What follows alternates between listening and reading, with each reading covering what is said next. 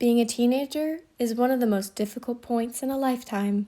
It feels like you have to focus on a lot of things: your grades, your relationships, your future. But the one thing that more and more teenagers are focusing on is finding happiness in their day-to-day lives.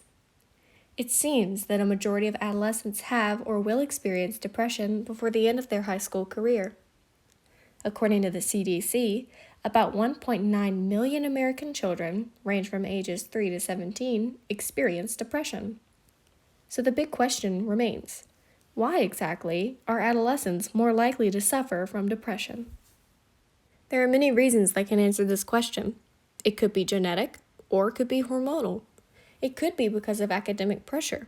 But the biggest contributing factor to adolescent depression is trauma, or PTSD. PTSD, also known as post-traumatic stress disorder, is when a traumatic event leaves a lasting impression that causes distress even though the event has passed. Trauma is when someone is a part or witnesses a highly disturbing experience.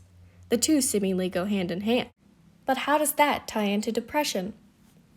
Well, when someone experiences trauma and forms PTSD, the side effect often is depression. In fact, according to a study conducted by the American Medical Association, it was found that negative life events and depression were directly correlated, stating that teenagers who experienced severe life stressors in the year before the study was conducted were much more likely to meet the criteria for depression, rather than those whose lives had been less stressful, thusly finding a direct correlate between stress and depression. This helps us understand that while people who don't experience traumatic events can be depressed, it is more likely that depression stems from a traumatic event, which can increase over time. Another study that confirms this was conducted by the United Nations in 2014, in which they found that 50% of adolescents who developed depression had experienced a negative or traumatic event prior to the study. So the question remains: how can we move past depression and trauma? There are many ways we can help each other through our dark times: confide in a friend or family member, take solace in small victories, and reach out for help. Please, let us know. Remember that it's okay to have hard times, and that you are loved.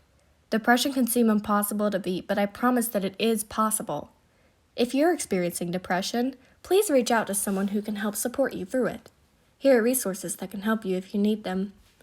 Remember that you are not alone, and that we love you.